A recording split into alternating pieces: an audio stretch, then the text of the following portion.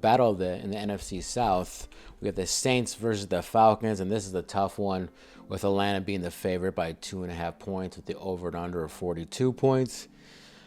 The Falcons, their back is just against the wall. They lose to KC. They barely beat the Eagles, and so they're 1-2. And if they lose to the Saints, starting 1-3, not looking good whatsoever. Saints would go up 3-1. So with that, I think this is a must-win for the Falcons. The Saints, they beat the Panthers and they beat the Cowboys, but if you really look at it, now that we're in week 4, the Panthers and Cowboys are nothing to brag about. Yeah, the Panthers had a good win against the Raiders, but the Raiders are terrible. So the Saints beat them when they had Young at quarterback, so that even says even more that there was a terrible opponent. And they beat the Cowboys, and the Cowboys are definitely showing that they're not the Cowboys of the past. They have one of the worst rush defenses in the league. So, no wonder, and Alvin Kamara ran over them. So, not really impressed who they beat. They lost to the Eagles, only put up 12 points. Pitiful. It's been shown that if you stop Alvin, you can win. And David Carr also, let's don't forget, he's a little banged up from the Eagles game.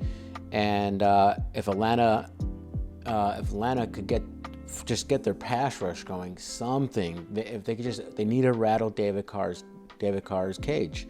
So they need to get this pass rush going. They're one of the worst teams in pass rush. They only sacked the Eagles one time.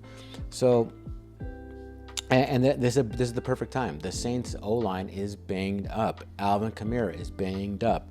They both don't have and both teams don't have their starting centers. That bodes well for the Saints. They have a better defense. They have a better chance to have the quarterback, that is. So the Atlanta just need to rush this and get to David Carr. And if you get to David Carr, the whole team's rattled. So, if we get the numbers here, the betting numbers, the Saints are 4-1 against the spread in their last 5 games as underdogs. I mean, that's pretty impressive. And David Carr has 6 touchdowns and 2 interceptions with 585 yards passing, compared to Kirk Cousins, 626 yards with 4 touchdowns and 3 interceptions.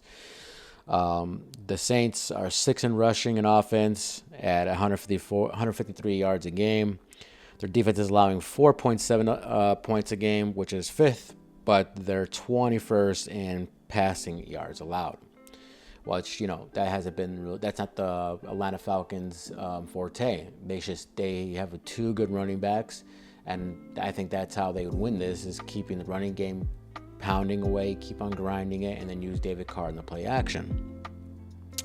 And the Falcons, they're only putting up 16.3 points a game and allowing 20.3 points a game, so that's not good. And they're averaging 107 yards running, so that's not bad. This is gonna be a tough battle. The over/under 42. And Atlanta only being favored 2.5. They almost beat Kansas City. Saints got a little exposed. The Eagles taking their big playability away and shutting down Alvin Kamara, which eventually just hurt David Carr. But all this is said, Kirk Cousins coming off a loss is 35-19. And I think that says a lot. And that's since 2015. Because Atlanta is at home, and because they're back against the wall, they have to win this game. And their defense is not too shabby. I like them to win and cover. I think maybe it's going to be maybe a couple field goals, they win the game. They got the better kicker, and maybe they win by 6 points, or give or take.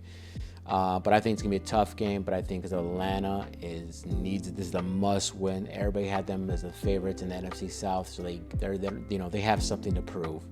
So because the Saints only putting up 12 points, getting a little exposed by the Eagles, especially in the running game with Barkley's big run, I think if the Falcons just keep on pounding away with Robinson and Algier, I think that'll set up just nicely for Kirk. And like I said, he's 35-17 when coming off a loss. So give me Atlanta minus the 2.5.